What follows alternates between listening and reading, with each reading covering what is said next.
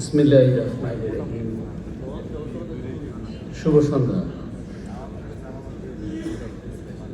সর্বপ্রথমেই আমি ধন্যবাদ জানাই আমাদের রিহাব প্রেসিডেন্ট ওয়াহিদুজ্জামান সাহেবকে সুন্দর একটা আয়োজন করার জন্য, পাশাপাশি সিনিয়র সহসভাপতি লিয়াকত ভাইকেও এবং অন্যান্য যে সমস্ত সভাপতি প্লাস পরিচালকবৃন্দ আছে এবং রিহাবের সাধারণ সদস্যরা যারা আছে ধৈর্য ধরে আমাদের এই কথাগুলো শুনছেন, সবাইকে আমি জানাই নতুন বছরের শুভেচ্ছা ও ধন্যবাদ।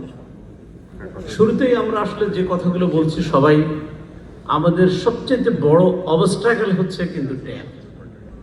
এটা এমন একটা করোনার ব্যাধির মতো আমাদের হয়ে গেছে এই ব্যবসার জন্য, সেটা আমরা কেউই নিরোধ করতে পারছি না। আমরা চেষ্টা করছি, অক্লান্ত পরিশ্রম করছি। প্রত্যেকটা পরিচালক, আমার কাছে মনে হয় যে এই রিহাব ফেয়ারকে বিগত দিনের যেভাবে রিহাব ফেয়ার আমরা দেখেছি, এই 24-এর রিহাব ফেয়ার কিন্তু ভিন্ন ধরনের হয়েছে।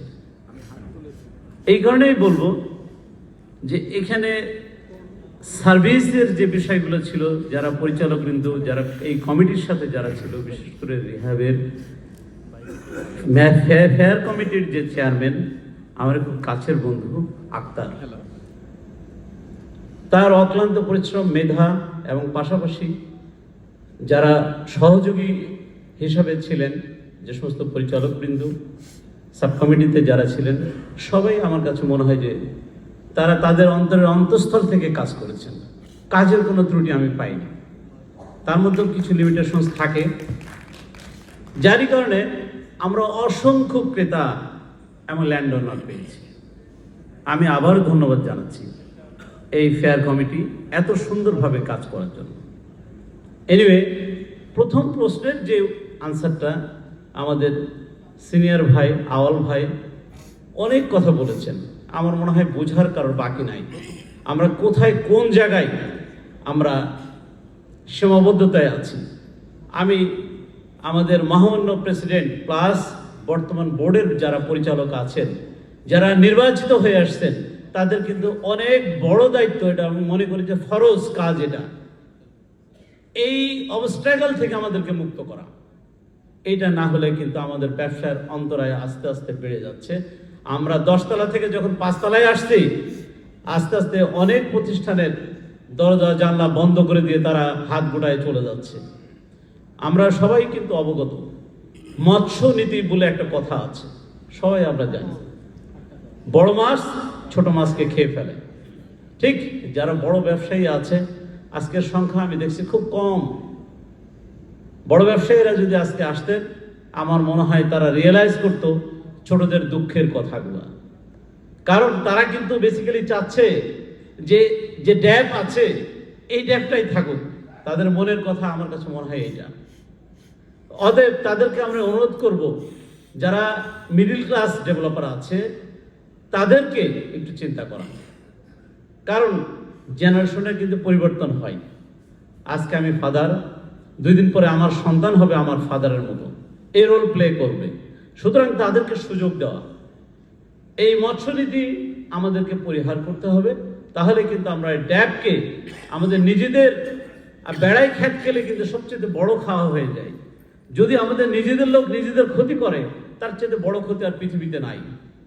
আমরা যেটা লক্ষ্য করেছি, রাজুকের বিভিন্ন ধরনের পরিকল্পনা আমাদের বর্তমান বোর্ডের সাথে শেয়ারিং করেছে। এই ড্যাবকে তারা যেভাবেই হোক সংশোধন করবে, সংস্করণ করবে।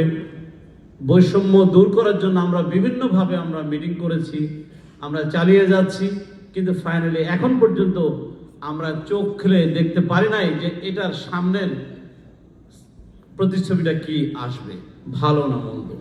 আল ভাই অলরেডি ক্লিয়ার করেছে। অশনি সংকেত আমি বলবো, আমাদের বেসিক বিল্ডার্সের লতিফ ভাই এটা নিয়ে অনেক কাজ করছে, তার অনেক ধারণা। ড্যাপের যে ডেপথ, তার মধ্যে অনেক কিছু আছে, তার সাথে আমার মাঝে মাঝে শেয়ারিং হয়।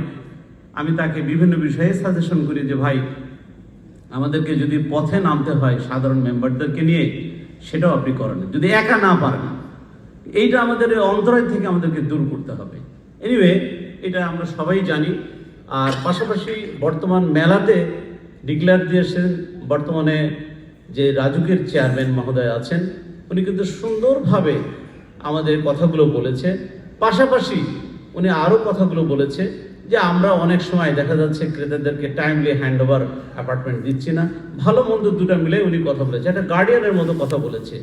উনি যেহেতু প্রথম কথাটা বলেছে, অ্যাজ এ ডেভেলপার হিসাবে আমাদের প্রত্যেকের উচিত ওই 1 নম্বর পয়েন্টটাকে ওনার কাছে তুলে ধরা। আমরা এই বৈষম্য দূর করতে চাই।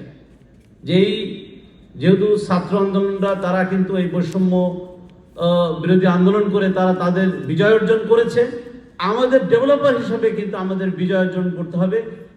এটার জন্য যদি আমাদেরকে প্রেস ক্লাব প্লাস আমাদেরকে পথে নামতে হয়, সেটাও আমাদেরকে করে এইটা প্রজ্ঞাপনের নাম দিয়ে যে সংস্কার, এটাকে আমাদেরকে এটা চেঞ্জ করবে বা এই সেই বলে আমাদেরকে টাইম লিঙ্গারিং করছে। ইংলিশে একটা কথা আছে, জাস্টিস ডিলাইড, জাস্টিস ডিনাইড। আমাদেরকে কিন্তু ডে বাই ডে এই দিকে নিয়ে যাচ্ছে। আমরা সবাই বুঝতেছি যে আমাদেরকে এই ব্যবসার অন্তরায় এটা আমাদেরকে দূর করতে হবে। আমি মহামান্য প্রেসিডেন্টকে অনুরোধ করব যে এবং পাশাপাশি যারা পরিচালক বৃন্দরা কাজ করে যাচ্ছে, এইটাকে আমাদেরকে বেস ধরে অতি দ্রুত, নট অনলি রাজুকের চেয়ারম্যান, গণপূর্ত মন্ত্রণালয়ের যে উপদেষ্টা মহোদয় আছে তার কাছে আমাদেরকে পুনরায় স্মারকলিপি দিয়ে এটাকে প্রজ্ঞাপন আকারে কিভাবে সংশোধন করা যায় বা এটাকে নতুন করে প্রজ্ঞাপন জারি করা যায়, সেইটাকে সেদিকে নিয়ে যাওয়া। তাহলে আমার মনে হয় যে এটা সঠিক একটা সমাধান আমরা পৌঁছাবো। তাহলে আমাদের ব্যবসার একটা প্রাণ ফিরে আসবে। সেকেন্ড থিং হলো যে নট অনলি দ্যাট, আমরা কিন্তু এই যে ড্যাব নিয়ে যে আছি তা নয়, আমাদের ব্যবসার অনেক অন্তরায় আছে। আপনি একটা জিনিস দেখেন যে আপনি ব্যবসা করছেন, আগে কিন্তু আপনার একটা ব্যবসা পরিচালনা করতে গেলে যে জিনিসগুলো দরকার হয়, আপনার ট্যাক্সের যে বিষয়গুলো, আপনি একটা ল্যান্ডের বা অ্যাপার্টমেন্ট রেজিস্ট্রেশন দিচ্ছেন, সেটা রেজিস্ট্রেশন কষ্ট যে হারে বাড়ছে, এইটার কিন্তু গভর্নমেন্ট অনেক কিছুই এইটা থেকে হারাচ্ছে। পাশাপাশি এনবিআর এর সাথে আমাদের বসা উচিত। বিগত কমিটি এটা নিয়ে কি কাজ করেছে আমি জানি না, সেই জিনিসগুলো এই কমিটি কিন্তু জানে কোন কোন শর্টফুলগুলো আমাদের আছে। সেই শর্টফুলগুলোকে তুলে ধরে আমাদের ট্যাক্সের যে বিষয়গুলো আছে এইটা এনবিআর এর সাথে বসে সমাধানগুলো করা। আমি গতদিন পার্সোনালি প্রেসিডেন্টকে বলেছি যে অনতিবিলম্বে এনবিআর এর যে প্রেসিডেন্ট মহোদয় আছে তার সাথে বসে আমাদের এই আগে তো ডিবিএস এর কোনো সিস্টেম ছিল না। আপনি ট্যাক্স ফাইল করতে গেলে আগে 5-10 হাজার টাকা দিলেও কিন্তু আপনি আপনার ট্যাক্স রিটার্ন দাখিল করে আপনি চলে আসতে পেরেছেন। কিন্তু এখন আপনি একটা ট্যাক্স ফাইল ওপেন করে এটাকে আপনাকে সার্টিফিকেট নিতে গেলে মানে মিনিমাম 50 থেকে 1 লাখ টাকা আপনার লাগছে। সো এটা ভেরি ইম্পর্টেন্ট থিংস। এইটা আমাদেরকে এত বড় একটা সংগঠন হয়ে আমরা এটা রোধ করতে পারছি না। Very sad. এটা এইটা থেকে আমাদেরকে দ্রুত, বিগত কমিটি চেষ্টা কিভাবে করেছে আমি জানি না, তাদেরও কিছু শর্টফল ছিল, হয়তোবা তারা সেই কারণে পারেনি। এই কমিটিকে আমি নতুনভাবে বলতে চাই এটা দ্রুত এটা সমাধান করার জন্য। থার্ড থিংস হচ্ছে যে আমরা অনেকেই আমরা বিল্ডিং নির্মাণ করছি, আমরা ক্লায়েন্টদেরকে স্যাটিসফাইড করতে পারছি না। অনেক ক্লায়েন্টই চাই যে তারা গ্যাসের সংযোগ না দিলে কিন্তু এই যে আমরা মরণব্যাধি যেটাকে বলছি যে এলপিজি অথবা আমরা সিলিন্ডার গ্যাস আমরা কিচেনে দিচ্ছি, এইটা থেকে আমাদেরকে রোধ করতে হবে। এখন যদি আমরা না পারি, আমার মনে হয় না আগামী প্রজন্ম আর কোনোদিন এটা ফিরে পাবে। বিগত দিনগুলোতে জ্বালানি উপদেষ্টা বলেন, জ্বালানি সেক্টর বলেন, তারা কিন্তু তাদের খাদ্য তারা খেয়ে গেছে। আমাদের এখন উচিত এটাকে আমাদের লাইন গ্যাস কিভাবে আমরা পেতে পারি সেইটাকে ক্রেতাদেরকে ইনশিওর করা, এবং সেটা রিহাবের মাধ্যমেই এটা আমাদেরকে যেভাবেই হোক এটা আমাদেরকে ওই জায়গায় নিয়ে আসতে হবে বিগত দিনের মতো।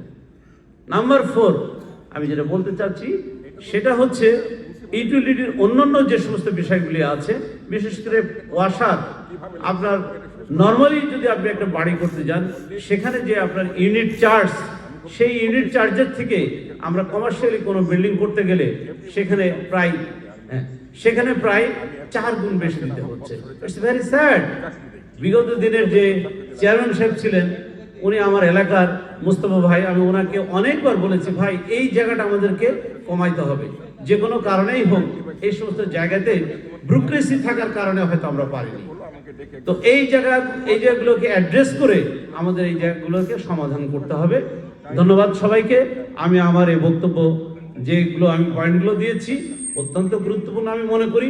এগুলোকে নোট করে এগুলোকে সমাধান করার জন্য বিনীতভাবে সবাইকে অনুরোধ করছি। সবাই ভালো থাকবেন, সুন্দর থাকবেন, এই কামনা আমি আমার বক্তব্য শেষ করছি। ধন্যবাদ।